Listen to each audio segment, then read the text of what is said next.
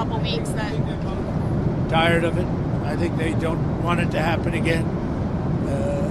And Iran's not going to have a nuclear weapon, by the way.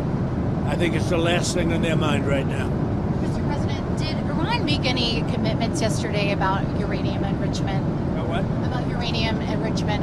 They're not going to have enrichment, and they're not going to have a nuclear weapon, and they know that. They're going to get on to being a great trading nation. You know, they're very good traders. And they're going to be a great trading nation, and they have a lot of oil. They're going to do well. They're not going to have a nuclear weapon. So did they The promise? last thing on Iran's mind right now is nuclear weapons. Can you clarify what you meant when you mentioned regime change in your Truth Social post the other night? Which? Regime change? Do you want to see regime change in Iran? No. If there was, there was. But no, I don't want it. I'd like to see everything calm down as quickly as possible. Regime change takes chaos. And ideally, we don't want to see so much chaos. So we'll see how it does. You know, the Iranians are very good traders, very good business people. And they got a lot of oil. They should be fine. They should be able to rebuild and do a good job. They're never going to have nuclear, but other than that, they should do a great job, which is exactly where I've been saying for years, you cannot let Iran have a nuclear weapon. But we're going to be with, where's Marco? I think Marco's here someplace. You know, our great Secretary of State. But we cannot let them have a nuclear weapon. They won't have a nuclear weapon. And I will tell you, the last thing on their minds is nuclear weapons. They don't even want to think about nuclear. And our B-2 pilots made this all possible. They had a magnificent hit in the dark of night with no moon, no light, no nothing. They hit the target perfectly, wiped it out. And the press is very disrespectful. I saw CNN fake news going, well, maybe it wasn't a perfect hit, it was perfect.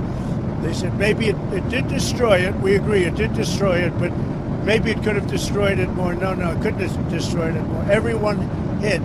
And it's very disrespectful to those great geniuses and patriots that flew those planes through tremendous danger. So CNN and MSDNC are a disgrace. And so are the others. I mean, they're pretty much all a disgrace.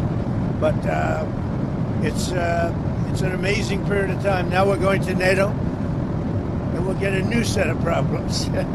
We'll solve a new set of problems. Do you think you'll meet with Zelensky when you're there? Yeah, probably. I'll see him. Yeah. What would you say to him? Say, how you doing? It's tough. He's in a tough situation. Should have never been there. Sir, you said a couple days ago that you didn't think the U.S. should have to agree to the 5% increase in GDP on defense. No. Do you want to... I was the one that said that's what they should be paying, as you know. No, I should do something. And they're having a problem with Spain. There's always a problem with Spain. Because Spain's not agreeing, which is very unfair to the rest of them, frankly. So the U.S. won't be increasing our GDP to 5%. We should pay what everyone else, you know, they're in Europe, we're not. You know, a lot of that money goes to rebuilding their bridges, their roads, so it can take heavy equipment. And, you know, we don't have any roads in Europe. We don't have any bridges in Europe. So, no, it wouldn't be quite the same thing for us. But we're with them. Are you still committed to Article 5 of NATO? It depends on your definition. There's numerous definitions of Article 5. You know that, right? But I'm committed to being their friends. You know, I've become friends with many of those leaders, and I'm committed to helping them.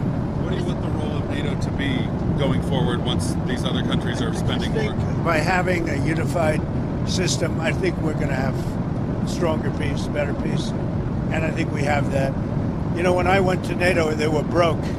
When I first started this whole thing, it seems like a long time ago, 9 years, right? But they were broke. I knew it immediately. I said, you guys are broke. They weren't paying their dues. 7 of the 28 countries, at the time it was 28, were paying their dues, but they weren't paying very much. NATO was broke. And I said, you're going to have to pay. And we did a whole thing, and now they're paying a lot. Then I said, you're going to have to lift it to 4% or 5%. And 5% is better. And they just, I guess they're voting on that today, but they're going to be lifting it to 5%. That's good. It gives them much more power.